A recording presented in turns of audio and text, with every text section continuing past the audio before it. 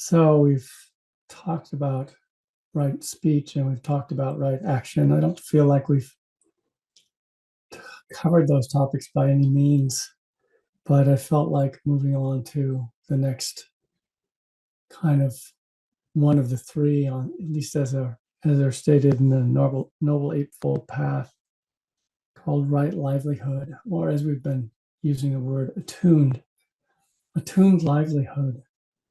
Um, I just want to say kind of kudos to the Buddha for including this as one of the eight.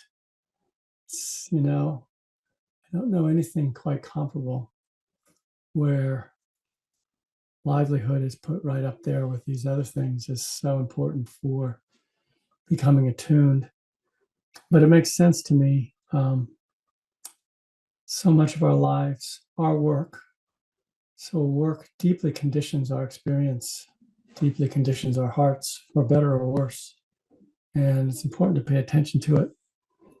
By livelihood, I think one can also mean how one lives more broadly. So those of you who are retired still have a livelihood. It's not just how you earn your living, but how you spend your time, perhaps.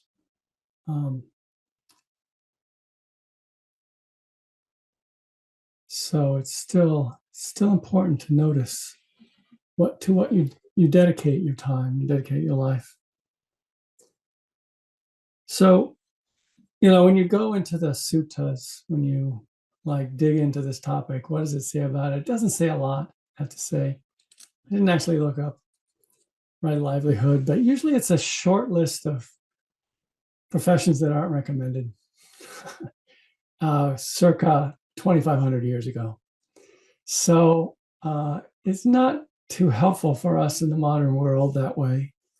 It's also, I think, sometimes strikes me as simplistic, so basically it's the lists professions where one regularly is required to break the precepts, the 5 precepts that are really training precepts for everyone, monks and lay people. If your job requires you to break them consistently or cause others to break them, then it's usually in that list. But this can be, oversimplified. For instance, there's not to take life. So who should appear on that list but butchers and soldiers? And yet you go to Buddhist countries and they're eating meat. There isn't, maybe Sri Lanka might be the closest to a vegetarian Theravadan Buddhist country, but mostly they're eating meat. And every country has their army. So I don't know that it helps so much to just exclude those professions, but it might be something very difficult for someone who's cultivating the heart and the mind, opening the heart to be involved, for example, with the slaughter of animals. But again, you have to be attuned. It has to be attuned. Let's just tell the story of my daughter, who at 9 declared herself a vegetarian, which was good for us. We prepared vegetarian meals for the most part, and learned how to cook that way and cook really, really well that way. And she did so because she has had such an open heart for animals. She has a deep connection for animals, still does, and she couldn't see eating them, harming them in that way. And yet, when she was 21, she interned on a farm, and part of her internship required her to slaughter chickens. She wasn't sure how she was going to deal with that, but she decided she would. She decided she would approach it with just kind of investigation, seeing what that's like, being open to it. I was surprised when she came back from that summer internship in college that she was eating some meat. From one perspective, you could say, oh, it corrupted her. But actually, Annie's very reflective, and she said she realized that the way that they were slaughtering them was absolutely painless to the chickens, and they could die a lot worse deaths out in from coyotes and raccoons and things that would attack their cages. It wasn't necessarily the worst way to go, and they lived a pretty good life in terms of how a chicken could live on this farm. It was not a factory farm in that sense. They were not crowded together. They moved around on the grass. And so she had a bit of a change of heart, but she always has cared about where her meat comes from and how the animal lived, which is her way of staying in her integrity about this. And more recently, she began hunting. And in her perspective, hunting is the most ethical way to eat. It allows the animal to live its natural life. If you're going to eat meat, she wanted to be able to hunt it herself. So I respect that. Yet it's not so easy for her. I know what a tender heart she has and how hard it would be if she wounded the animal and wasn't able to actually kill it. So there is, there's always something that kind of goes with this.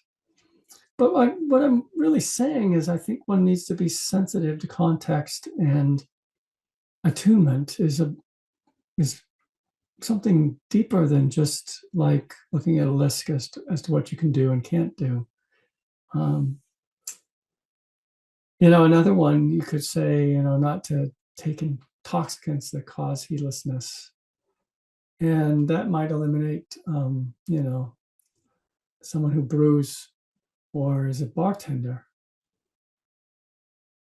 And it may very well be that if one would begin to raise one's consciousness, one might stop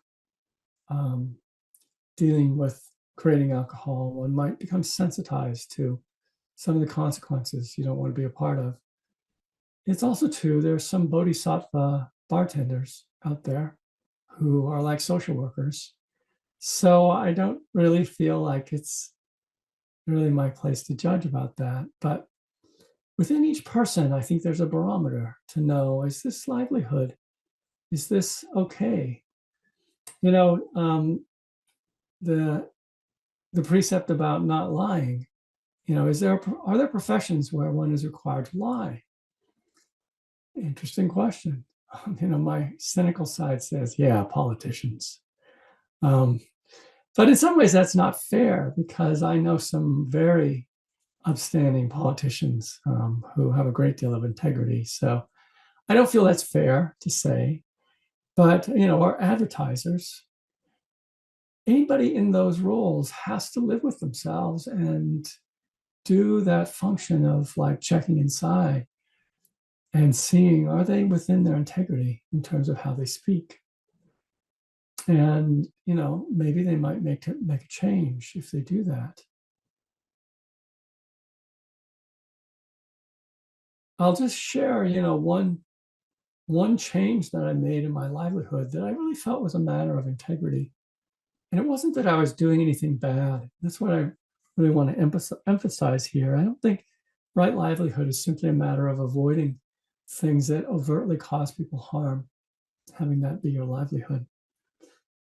So some of you may know that I started out teaching in the university, and I have a PhD in theology, mostly Roman Catholic theology. It was a joint program with the Protestant seminary, so I could say I learned both.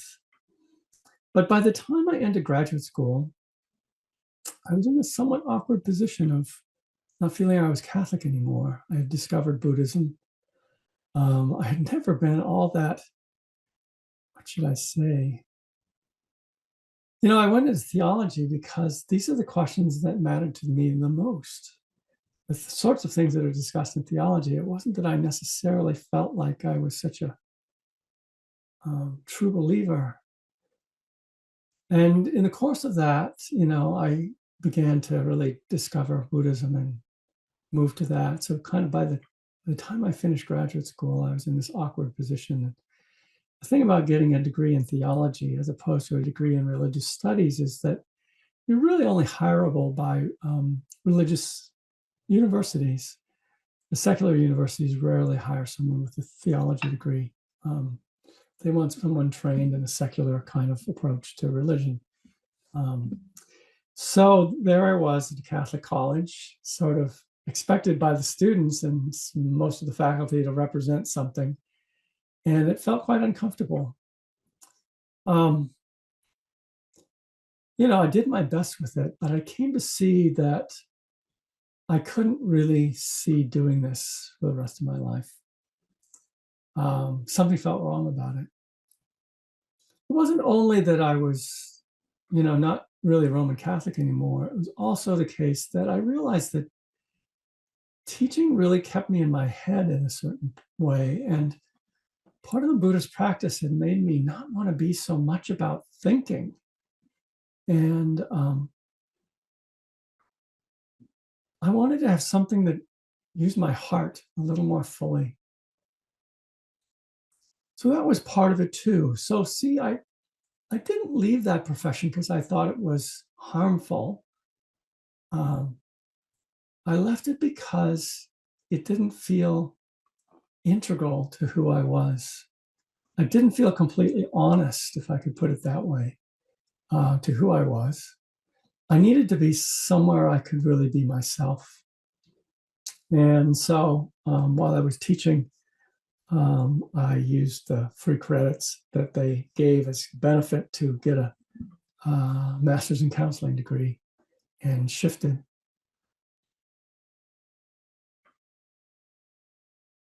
So again, attuned livelihood is complicated. I also want to just mention something that doesn't often get mentioned, which is the idea of calling.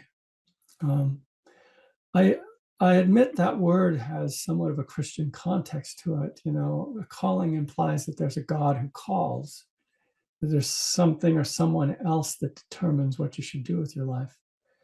I don't think that even, that's such a helpful approach, even within Christianity.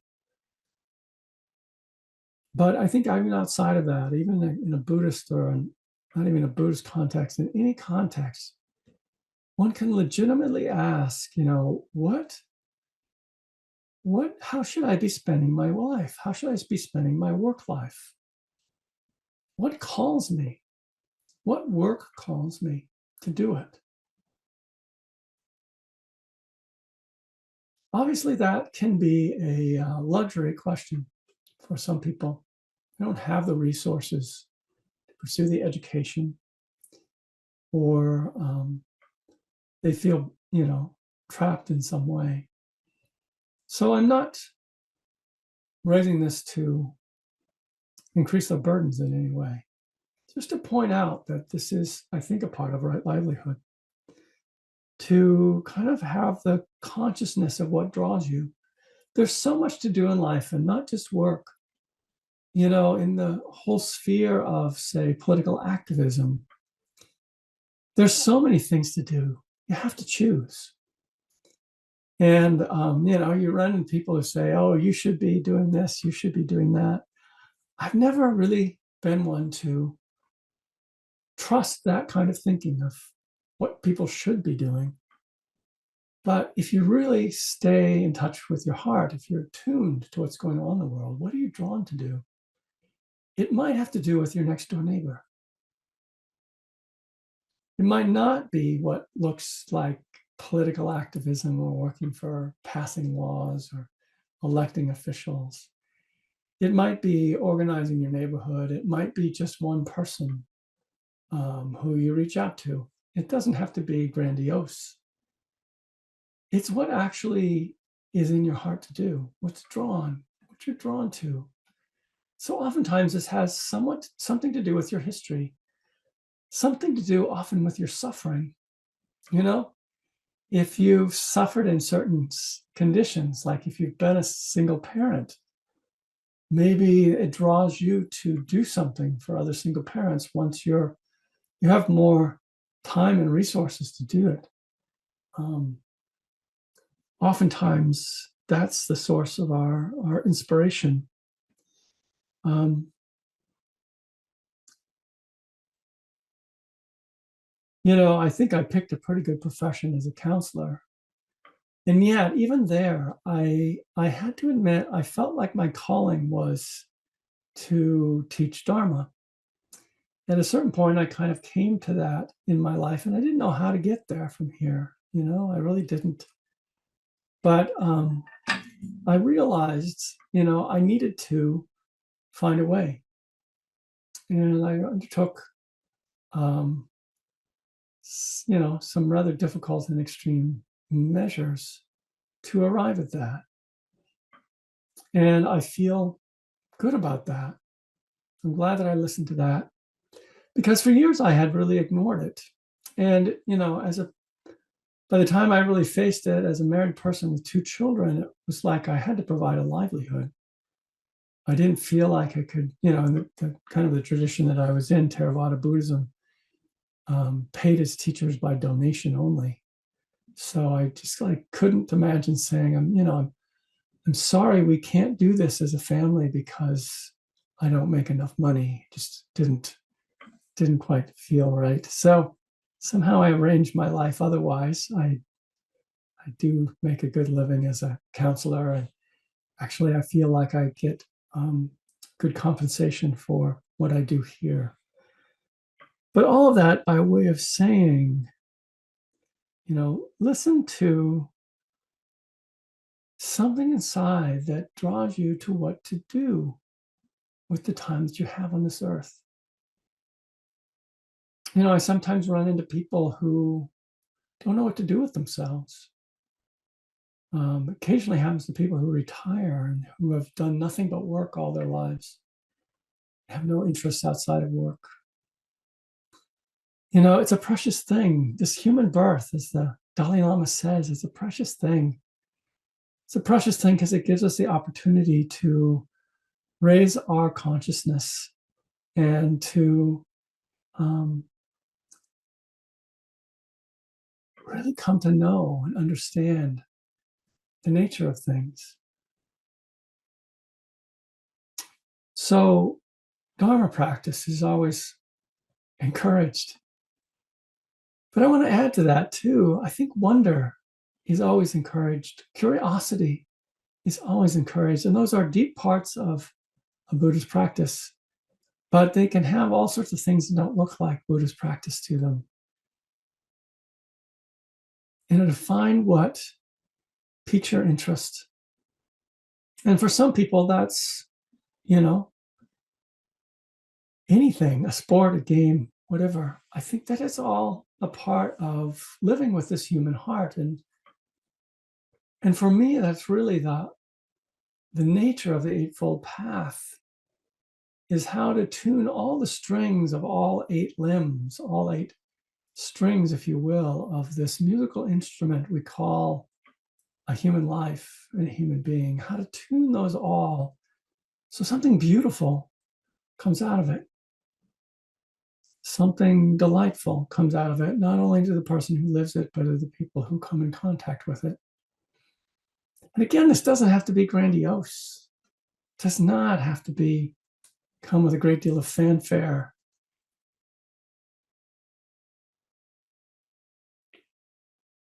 It can be something so simple. Enjoy your dog or cat. Enjoy a sunset.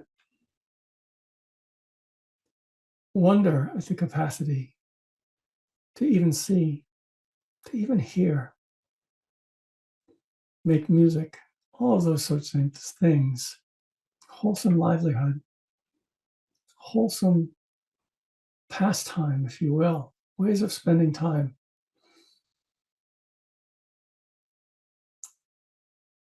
I think this life is not just meant for accomplishing things, getting things done. We are often under the burden of overactive managers inside of us. And I am at fault here too. The get or done side of us, the lists of what needs to be accomplished, which are practical and never ending, at least in my experience. I never get to the bottom of my list. I keep adding more things to it before I finish the ones that are there. And I think this is very much the nature of life. And so the strategy of finishing all my tasks doesn't seem to be the way to a contemplative life.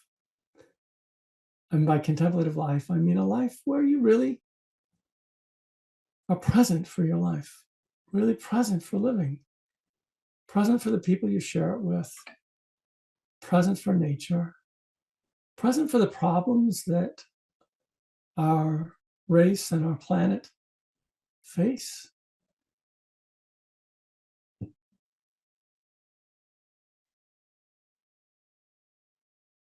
And to try to understand in whatever way, understand life deeply. That's the contemplative life. So I think to some degree we're all called to it. It just looks very different if we look at what are we really drawn to give our presence to, which is not just our tasks, not just our list of tasks, not just what we have to get done.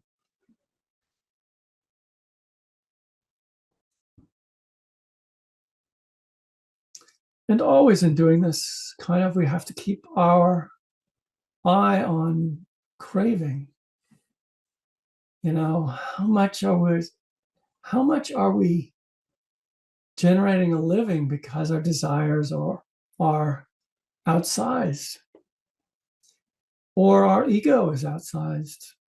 We need to get bigger and bigger, or more and more famous, or more and more something. Even in a sort of helping sort of way, we can have our ego involved. You know,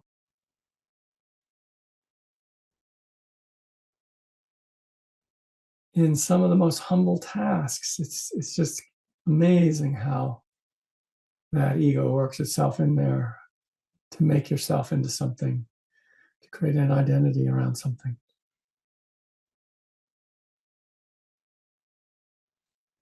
So do good, avoid harm, and be attuned to what's good for you, what's good for others, and what is really calling you in this vast smorgasbord of life.